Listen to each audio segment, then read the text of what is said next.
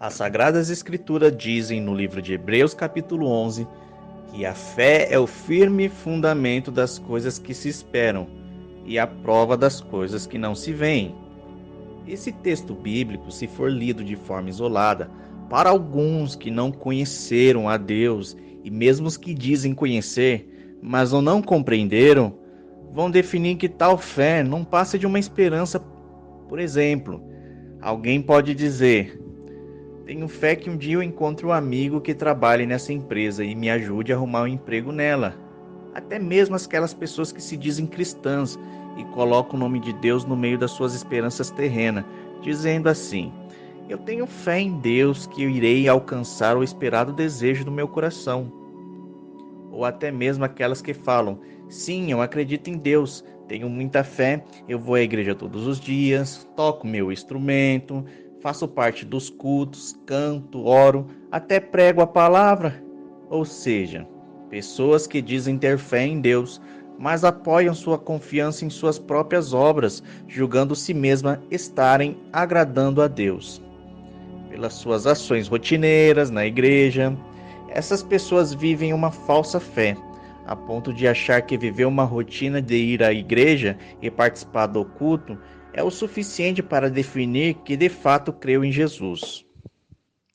Mas em Hebreus capítulo 11, a fé citada é muito maior e remete à confiança de alcançarmos algo sem merecimento algum e sem aplicarmos a confiança em nós mesmos, a ponto de termos certeza que as nossas obras, a nossa capacidade humana, bem como a capacidade de outras pessoas, não dá o poder de alcançarmos o maior soberano Deus, o nosso Senhor Jesus Cristo. Isso mesmo, meus irmãos. Falo da verdadeira fé, a fé daquele que morreu por todos nós para darmos a chance de alcançarmos a vida eterna. E somente o reino, a sua verdade e justiça é o algo, esse algo tão esperado por aquele que de fato creu e foi justificado pela fé. Pela fé entendemos que o universo foi formado pela palavra de Deus, mesmo com tantas teorias por meio da ciência que fala como o mundo foi criado, sendo por meio de uma explosão de forma inesperada e imprevisível.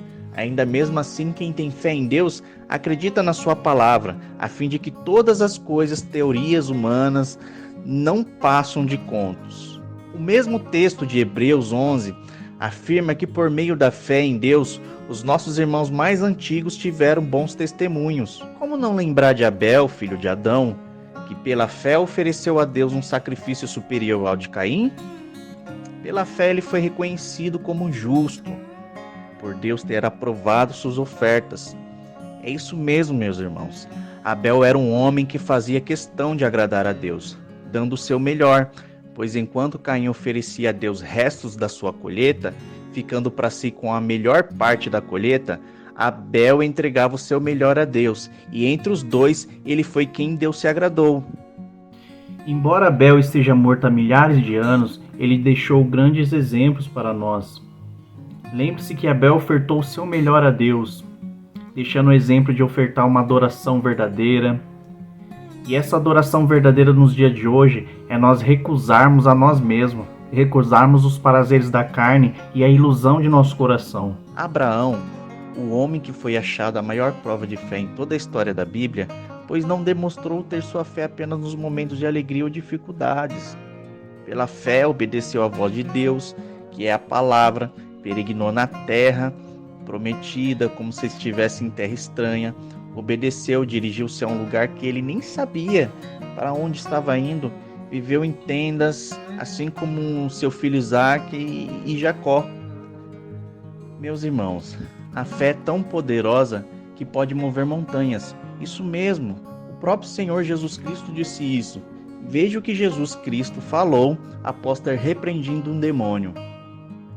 Mateus capítulo 17, versículo 19 a 20 diz o seguinte: então os discípulos, aproximando-se de Jesus, em particular, e disseram: por que não podemos nós expulsar esse demônio?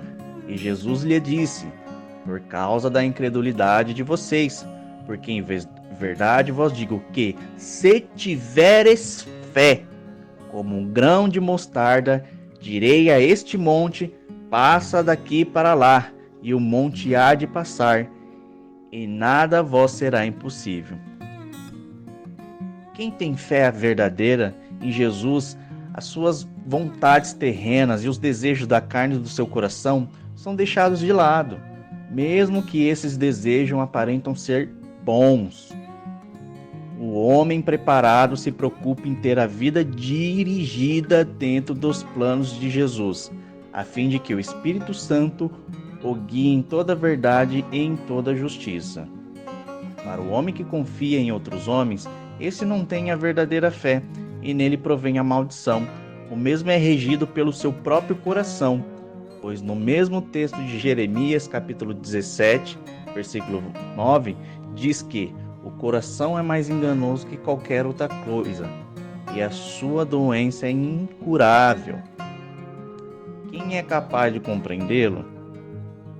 Muitos têm se frustrado porque depositaram sua fé de modo errado e nas coisas erradas.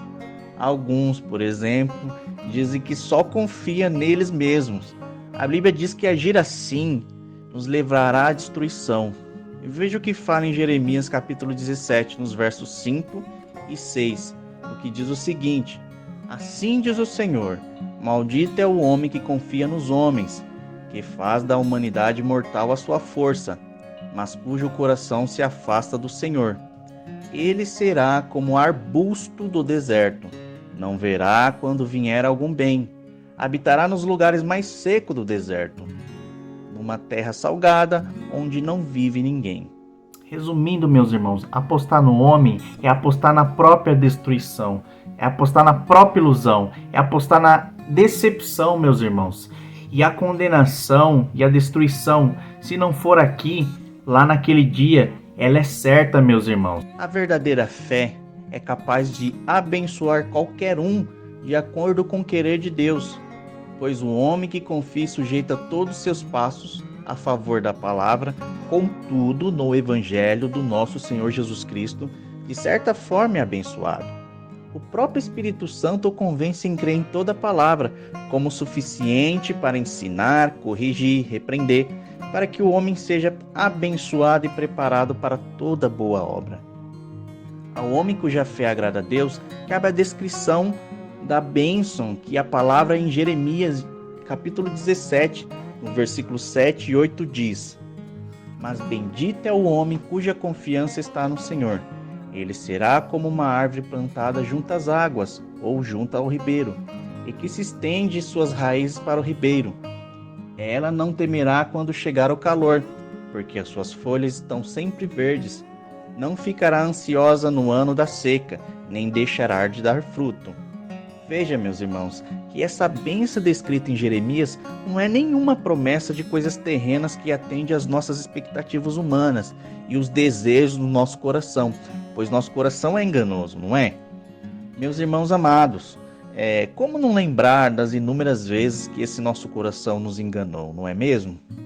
Muitas das vezes nós enganamos de tal modo que achamos que estamos tomando as decisões e o caminho certo. Esse nosso coração, quando não está guiado pelo Espírito Santo, só toma decisões erradas, não é mesmo? Desse coração só provém coisas mais ocultas e coisas mais sombrias que a gente possa imaginar. Segredos que estão guardados ao longo do tempo. Meus irmãos, sem a verdadeira fé, somos impossíveis de alcançarmos a misericórdia de Deus. Está escrito que sem fé é impossível agradar a Deus. Vejo como o coração do homem é perverso, tende à idolatria. Pois olhando e analisando a maneira como as pessoas têm se comportado na sociedade mundana atual e também dentro das mais diversas congregações, quando digo congregações, falo igrejas, assim como prestando atenção em como eu mesmo me comportei durante anos da minha vida, antes de ser encontrado e convertido pela palavra de Deus e ter recebido a verdadeira fé em Jesus Cristo. Percebi que há algo dentro de cada humano, uma inclinação com uma capacidade absurda de nos desvirtuar, mesmo quando possuímos a melhor das intenções. Se a fé que dissermos ter não for suficiente para confiar somente nos planos de Deus, seremos completamente dominados pelo próprio coração, meus irmãos. O coração humano é enganoso, mais do que todas as coisas, e perverso, justamente porque ele, por sua natureza, está constantemente ardendo de paixões por várias das coisas ao mesmo tempo. Essa é uma das características ou marcas que a nossa carne herdou por causa da queda da humanidade no pecado original. Ou seja, nós tornamos capazes de nos apaixonarmos louca e perdidamente por qualquer coisa pela nossa verdade, não a verdade do Evangelho. Tudo tem que ser de acordo com a fé e as escrituras que nos orientam passo a passo, meus irmãos. Não podemos deixar de lado as escrituras. Temos que ser firmes nessa parte, não abandonar e menosprezar. Não precisamos ter repulsa das escrituras, não precisamos, porque ela é a verdadeira palavra de Deus. Embora você tenha escutado que a palavra às vezes vem da boca de um homem, que a palavra às vezes vem tem que ser da boca de um homem, de um líder, de um pastor, de um cooperador de igreja, mas não, meus irmãos. A verdadeira fé em Jesus Cristo é aquela que te faz mudar de vida, e ela nunca vai contra as escrituras. A verdadeira fé não confronta e não diverge das escrituras. Aquela fé que foi te ensinada nas escrituras é a verdadeira fé, e essa que te ensino às vezes está em contramão com as escrituras. Mas você que está aí do outro lado da tela pode dizer: eu tenho fé em Deus, eu amo a Jesus. Eu quero te perguntar aqui, será mesmo que você crê de fato? Eu quero que você faça uma reflexão a você mesmo, a examinar de fato se você nasceu de novo. Caso você se enquadre com as características dessas pessoas que buscam a igreja só para ter revelação da sua vida, tome muito cuidado. Reflita, examine-se a si mesmo, entregue de uma vez a sua vida a Jesus Cristo. Ok, irmão? Mesmo que você possa dizer: a minha fé é grande, eu participo tanto dos cultos, oro, prego. O que tem a ver correr atrás de uma vida boa, de uma vida melhor? Não tem nada a ver. Não tem nada demais. Meu irmão, de fato não há problema em buscar uma vida confortável, mas o problema é o seu coração estar depositado o amor ao dinheiro, e com isso vem o pecado da avareza. Veja o que diz as Escrituras em 1 Timóteo capítulo 6, versículo 10, a respeito do dinheiro. Pois o amor ao dinheiro é a raiz de todos os males. Algumas pessoas, por cobiçarem o dinheiro, desviaram-se da fé e se atormentaram com muitos sofrimentos. E mesmo você dizendo que suas obras são boas, saiba que elas não são capazes de comprar sua salvação. Veja o que diz as Escrituras a respeito da salvação em Efésios capítulo 2, versículo 8 e 9. Pois vocês sois salvos pela graça, por meio da fé. E isso não vem de vocês, é dom de Deus. Não vem de obras, para que ninguém se vanglorie. Então, meus irmãos, veja que a Bíblia diz sobre a salvação pela fé. E vejamos que as nossas obras não têm poder para trazer a salvação, pois o sacrifício de Cristo é o único e suficiente, e apenas a nossa fé neles nos livrará da ira de Deus. Não caia nesse encanto que o seu próprio coração diz que você é crente e que tem fé só porque está na igreja, quando ao invés de ir à igreja para adorar a Deus das bênçãos, você vai para adorar somente as bênçãos de Deus. Muitos agem como se fosse um filhinho mimado, que só vai no colo do pai quando ele tem um doce ou um brinquedo para oferecer. Meu irmão, o Senhor Jesus não se agrada de pessoas assim. Pare um pouco de dedicar a sua vida às suas paixões, porque a chance de você estar se alimentando de profecia falsa, quando não é baseada nas Escrituras, é muito grande. Pois sem saber as Escrituras, você nunca terá o discernimento.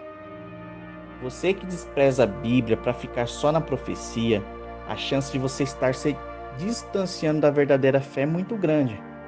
Pois para quem acredita que o mundo gira em torno de nós, achando que Deus é um mordomo que fez o homem para ficar servindo ele com bênçãos, esse de fato nunca creu no verdadeiro evangelho. Muitas das vezes essas pessoas não sabem nem o que é evangelho e perdem a salvação por não crer no verdadeiro evangelho e que venham para libertar. Quem não cuida ter nas Escrituras a vida eterna, a perderá por desprezar a palavra. E se o Evangelho segundo João diz que a palavra é Jesus, quem despreza a palavra automaticamente despreza o próprio Salvador. Você que se diz crer em Jesus Cristo ou no Evangelho, mas diz crer da boca para fora, mas põe a sua confiança em palavras do homem. Muitas das vezes esse homem não está de acordo com as Escrituras. Muitas das vezes as ideias deles estão em contramão com as Escrituras. E às vezes você tem que analisar, você tem que pedir o discernimento. E não tem discernimento quem não conhece as Escrituras, meus irmãos. Abre o olho, meu irmão. Vai de encontro à palavra de Deus. Sempre apoia a verdade. O Espírito Santo não corrobora com aquele que despreza e menospreza a palavra de Deus. Porque a verdadeira palavra de Deus está nas Escrituras, meu irmão. Veja que a fé verdadeira é uma fé muito mais intensa. E não está de acordo com essa definição de fé que muitas das vezes você acha que tem, né? Porque a fé verdadeira, meus irmãos, é como se fosse uma fé que muda a sua vida, né? E quem não tem essa fé tem uma maldição de Deus. Então, de certo modo, você pode ser até amaldiçoado e não está sabendo. De certo modo, você pode até estar pensando, Senhor, mas eu vou à tua casa. Mas e daí? E daí? Será que você está indo esquentar banco? Eu quero te convidar a você a analisar a sua vida, examinar a si mesmo, para que nossa vida não chegue a uma vida rotineira, a uma vida mecanizada, de ir à casa de Deus, achar que está fazendo algo para Deus, mas na verdade você está indo só esquentar banco. E isso não é o nosso propósito. O nosso propósito de fato é abrir o nosso coração e seguir de fato o Evangelho de nosso Senhor Jesus Cristo, meus irmãos. Nós precisamos de fato abrir nosso coração para seguirmos a Cristo, entregar a nossa vida a Cristo. Quando nós temos a verdadeira fé e deixamos de lado todos os prazeres da carne, todo engano de nosso coração, o Espírito Santo ele enche nós do fruto do Espírito, porque nós esvaziamos todo o nosso coração das nossas crenças, das nossas paixões, das nossas expectativas e nossos anseios. Então o Espírito Santo, a partir daí, ele vai começar a produzir bons frutos. A partir daí, o Espírito Santo vai começar a produzir boas obras. Você irá fazer essas obras, mas por intermédio do Espírito Santo.